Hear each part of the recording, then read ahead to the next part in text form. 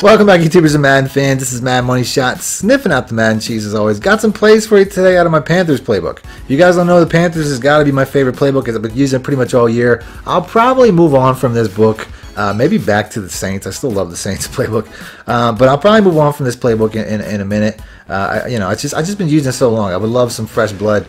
But if you guys want to pick up what is probably my best playbook, make sure you check that out in the description below. My Panthers ebook, I highly recommend it. I love this playbook. And I have a couple of more plays from it today. The first play is one that I put out not too long ago. EA totally tried to patch it. It's the PA crossers. I made a way that you can run PA crossers that basically beats every defense. And sure enough, EA took exception to that. I'm not even sure what the hell I'm saying.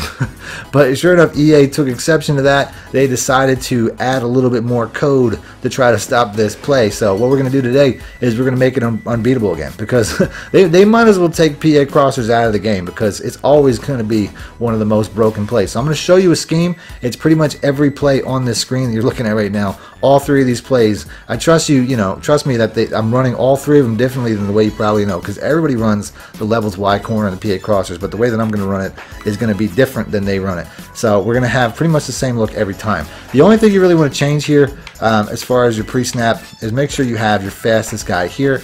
I'm going to go with Samuel. I'm also going to put in, I'm just going to put speed everywhere. Why not? Let's just get speed. You can never go wrong with speed. So let's take Jarius, right, whatever his name is.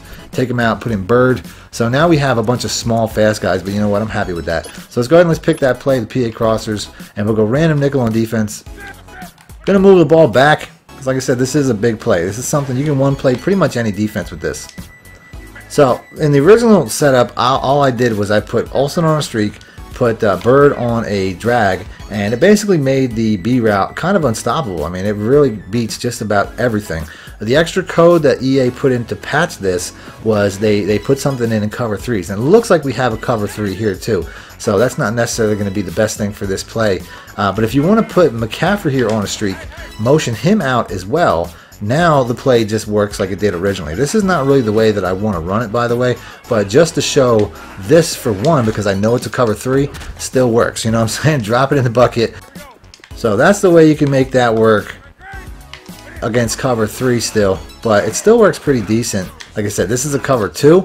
Still going to murk the shit out of cover two. So if you're going to, you can run it the normal way that way. But the way that I also like to do it, especially if some of my opponents running cover two, is I like to motion more here across, put them on a slant. Now this is a cover one, it's giving away the coverage, so I know what to expect at the very least.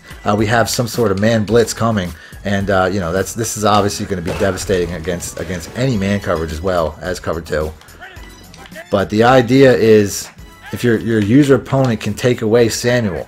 So if I motion this guy across, put him on a slant, a lot of times they'll think that the crossing route or the guy that I'm motioning is the dangerous play, and that'll give you the opportunity. That was a lot of pressure. That'll give you the opportunity to distract him from following the big play. I think in my original video when I made this play, I mentioned it briefly, maybe at the end. It might not even made the final video. It might have got cut out.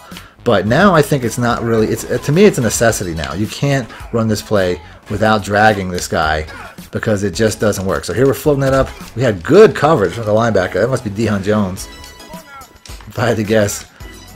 That was he covered that pretty much the whole way, but I floated over him anyway.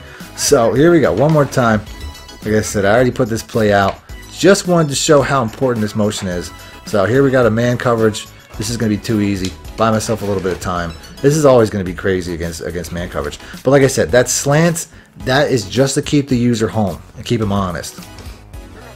Because even if he doesn't stay honest, if he wants to run off and chase Olsen, well, guess what? The middle of the field is going to be wide open for Moore, for DJ Moore, and like I said, like this is a dramatization or whatever they say. But if he wants to follow Samuel, sure, he won't give up a big play, but he's going to give up a big play to Moore here, or good catch and run anyway. You'll kill him with paper cuts at that point. So here we go. We got another man coverage. Like I say, not going to see that too much. Great catch.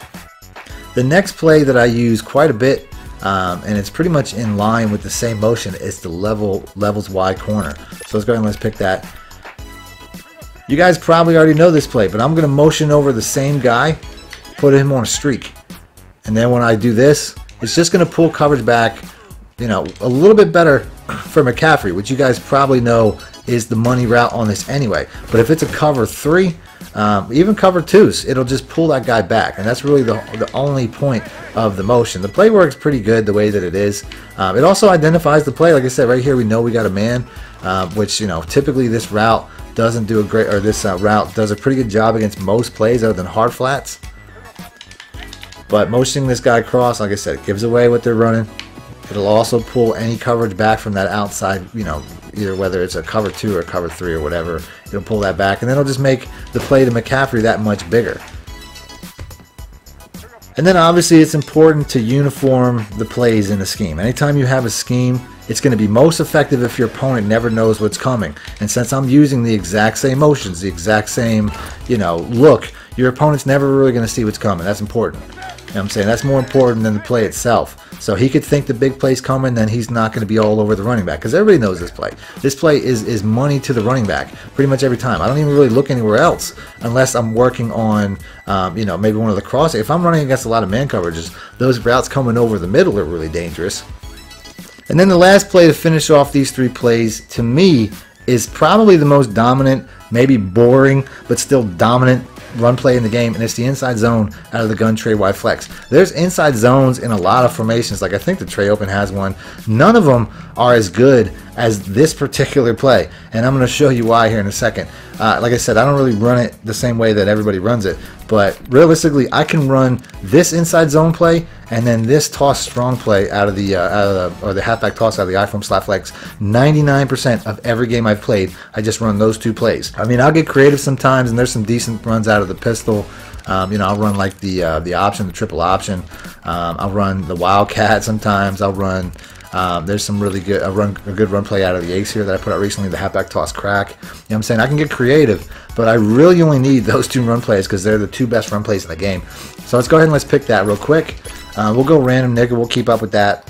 What makes this run play so good is, I don't know what the computer's talking about, what Madden's talking about. It's telling me I got, you know, I don't go by that red or green crap that they put up. Right here, they're telling me it's double red. But I know from running this play, I have a huge blocking advantage right now because it's a zone coverage. You have 3 receivers on the one side, 2 cornerbacks. That one receiver is going to hit that safety, 1 receiver is going to hit that linebacker, and I'm going to be gone. So let's go ahead and let's just run it just like this. Like I said, I just got to keep my distance there. You saw how the blocking set up. Let's watch the replay real quick so I can explain this a little bit better. But anytime you have a zone coverage, you have a huge blocking advantage. So like I said, one guy's going to hit this this safety. He's going to go strip that safety. So if I hit my alley correctly, I'm going to go right off that dude's ass, and I'm just going to run right down the field. We're going to see that happen a couple times here. So let's go ahead and go back. So here we go. We know we got a zone. If there's not somebody facing that receiver right there, we know we got a zone, and I know I got a huge advantage. So like I said, look at that. I mean, if I just took that outside, look at the blocking advantage that I had there.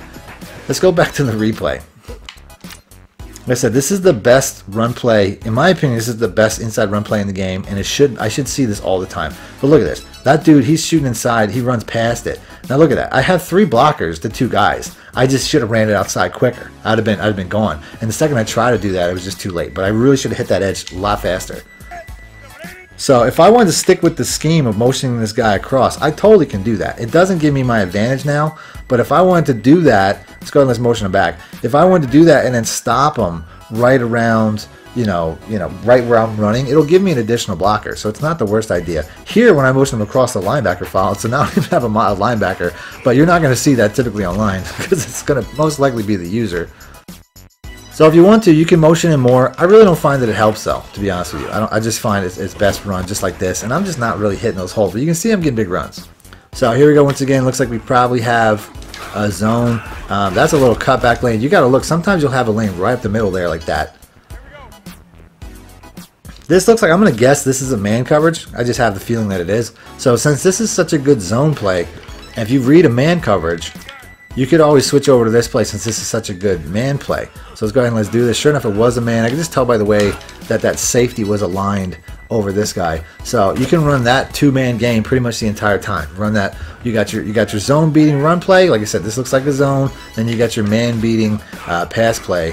And then you can just do that pretty much the entire game. It's a really devastating combos. I didn't get a whole lot of yards there. So that's pretty much it. We're going to end the video there. If you guys want to see more plays out of the Panthers playbook, You know, I definitely have some more that I want to put out. I mean, I've fleshed out that entire book. I've been using it so long, I've fleshed out pretty much the entire book. So if you want to see that, hit the like button, let me know in the comment section. Other than that, thanks for watching Madden Money Shot out. Need more help or just want to show your support? Then head over to my Patreon and join my team, where you can get exclusive content like ebooks and bonus plays, as well as early access to my vids and more. Link in the description below.